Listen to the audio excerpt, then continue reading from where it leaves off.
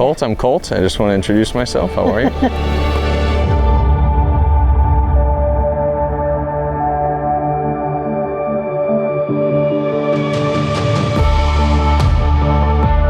Tucked away in the Carolina Sandhills is one of America's earliest golf towns.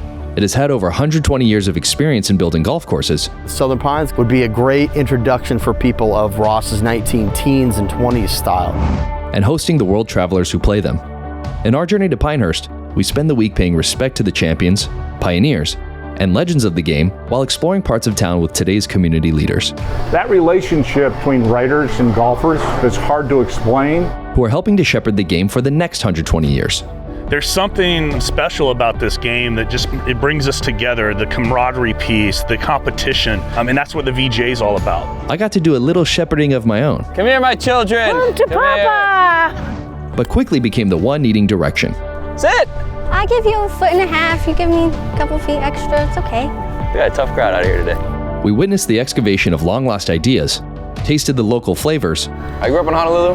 Yeah. I now live on the coast in California. Yeah. This stacks up. Yeah. Stacks up. It's really good. And stopped in for story time, which seemed fitting. They say the smaller the ball, the better the literature. All in and around the sandy hills of North Carolina. How's the audio, Alex? This is my journey to Pinehurst. Just a short 80-minute drive or less from Raleigh, we start our trip in the neighboring town of Southern Pines. This is Kyle Franz, a golf course architect, builder, and historian. Out of high school, he became a hired hand for Tom Doak from Bandon to Barnbougle. Today, we meet him here at Southern Pines Golf Club, his latest project. But his journey here began, as most do in the area, over at Pinehurst No. 2, helping to restore the Donald Ross original with Bill Corr and Ben Crenshaw. When we worked on the restoration of Pinehurst No. 2, I realized very quickly that there's something about the styling of it I really loved. I've always loved Ross's architecture, obviously. Donald Ross grew up at Royal Dornoch in Scotland, apprenticed under old Tom Morris, and started his prolific golf course architecture career right here at Pinehurst. Even if you don't know him by name, you've most likely played one of his holes. Ross designed over 400 golf courses in North America alone. Pinehurst became his home, and the town is now known as the home of American golf, thanks to his impact. Where does Southern Pines fit in? I think everything that he did here was really special to him. I mean, there's a reason why he lived here for as long as he did. It became this place where people could come and study really great architecture and do so in kind of a little different offbeat format. As architects, we always love to have something that's a little bit different from anywhere else, and I think he realized here he had the opportunity to something really, really unique. We had some information on what Ross had built originally. I've seen a bunch of photos of Pinehurst No. 2 when it very first opened, and the greens were really wild. It'll make your jaw drop how much contour he had in the green originally. The green complexes are the most severe of any of the golf course work that we've done around the region the last 15 or so years. We kept a lot of the big tiers that were prominent around each green complex. I've always wanted to do that on one of these golf courses, and this became the place for it. You know, just make them as fun and wild as he originally had on Pinehurst No. 2. So how did Kyle make his way from Pinehurst to the friendly, neighboring town of Southern Pines? Well, Kelly Miller, of course, an elite amateur player, community leader, and son-in-law of LPGA legend Peggy Kirkbell, who purchased Pine Needles Lodge and Golf Club back in 1953. Kelly Miller is now the president and CEO of Pine Needles, and has added Mid-Pines and Southern Pines to the portfolio. And when the Donald Ross originals needed an update for the 21st century, Kelly took a chance on Kyle Franz. I met Kyle at a cocktail party for the Outpost Club. He said, if you're ever going to do anything over there at Mid-Pines, I'd love for you to give me a holler. A couple years later, I got a call from Kyle, and he said, hey, will you walk the golf course with me? I give credit to Kyle. He had done his homework. If you've seen Ross's drawings, you know, on the graph paper and the yard increments, Kyle had done all 18 holes. He had even photoshopped some holes. I was mesmerized. By the time I got done with him, I said, well, what do you charge? Pine Needles, we just had the most recent U.S. Women's Open, probably gets the bulk of the notoriety, and the other two courses here, Mid-Pines and Southern Pines, are really fantastic. We're so fortunate to have three original Donald Ross golf courses. Southern Pines has always had kind of a cult-like following. It was always just, oh man, if they could just do this or just do that. Hopefully we've done the ifs. Based on the response, it's been very positive.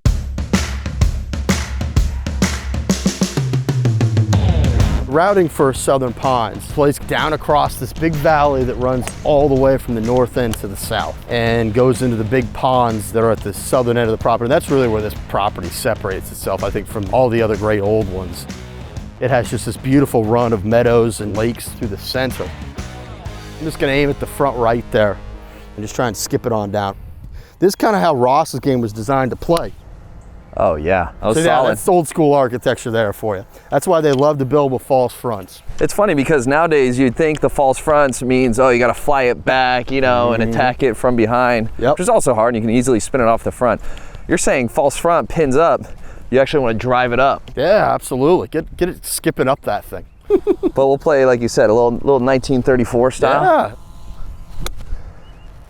Look at this guy. Oh, over might be dead.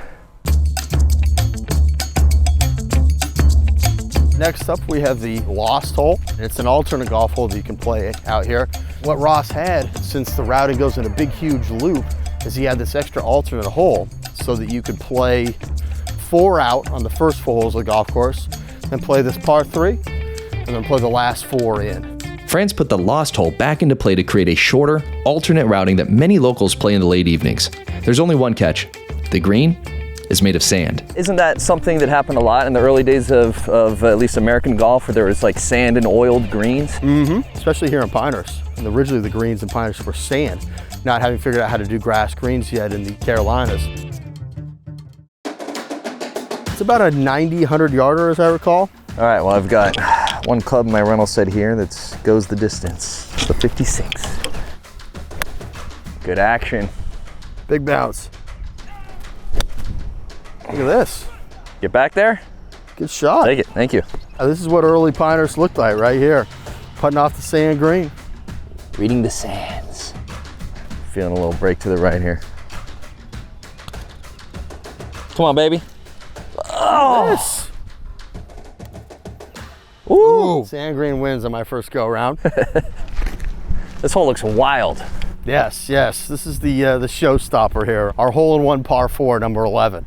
My good friend and mentor, Dan Proctor, he worked on number 2 with us, and he's like, you got to go see the Southern Pines golf course. So I came over here, and I thought that this property especially would be a great introduction for people of Ross's 19 teens and 20s style. He was almost the exact same age that I was when we started this project. So he was a younger architect, and it showed in the work. It was a bold, unique style, his original style here. So that's why I really felt like that was the way to go here. So we really tried to draft off of Ross's younger work and show off a little bit different piece of it. And everybody has really loved it.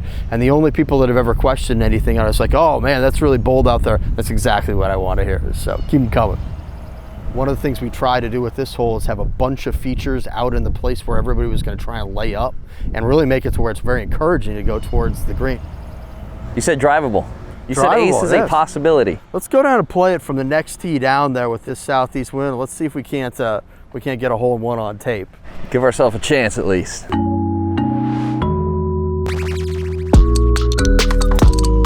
Caught it toey, it's the right line, but Got potential. it's got to go. And I feel like it's right in that trap we were talking about. Find out. Safe. All right, safe. We'll get in one with the 7-iron shot from up there.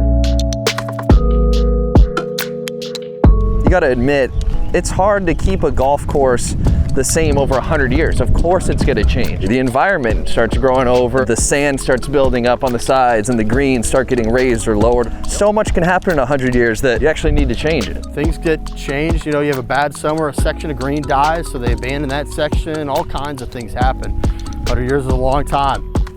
So, a really fun shot. What we did is we left this whole embankment up on the left-hand side to where I can skip down. If I really get the right run on it, it'll go right down to the hole. Oh, now you're dialed. There we go.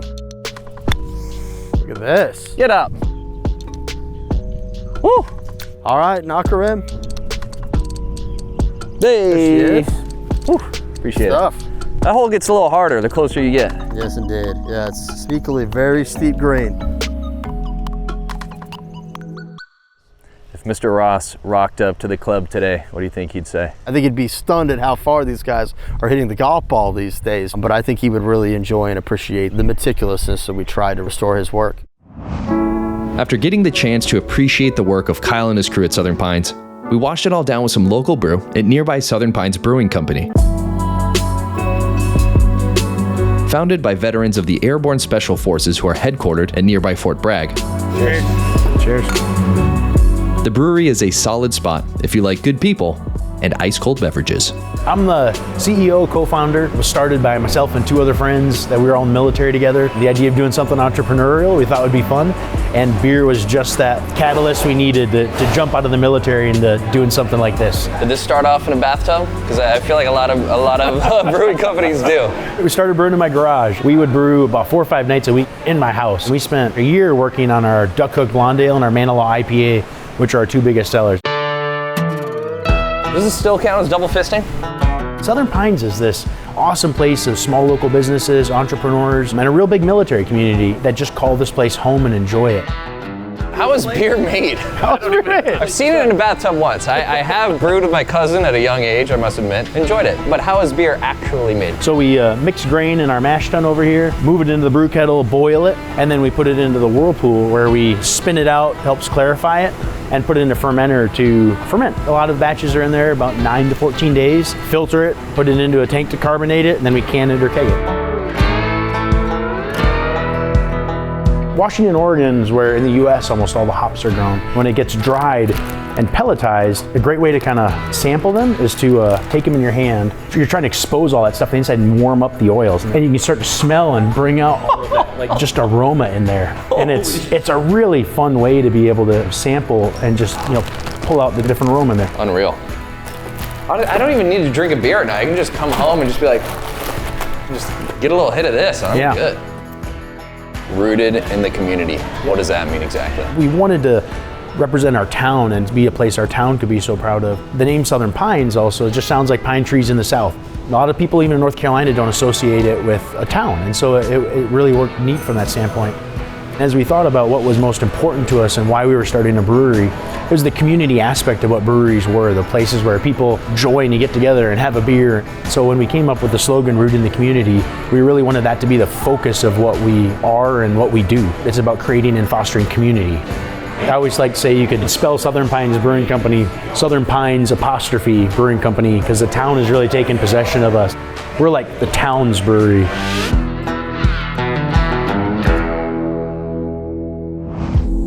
Welcome to the cradle of American golf. On the next episode of Journeys, You got 10 acres, 9 holes, par 3s. Probably going to be the most fun you've ever had on a golf course. we accept Tom Pashley's challenge and get to spread the good vibes while playing one of the GOAT courses in golf. I love being out on a golf course. I feel at peace. If I can bring that feeling to other women, it makes me happy.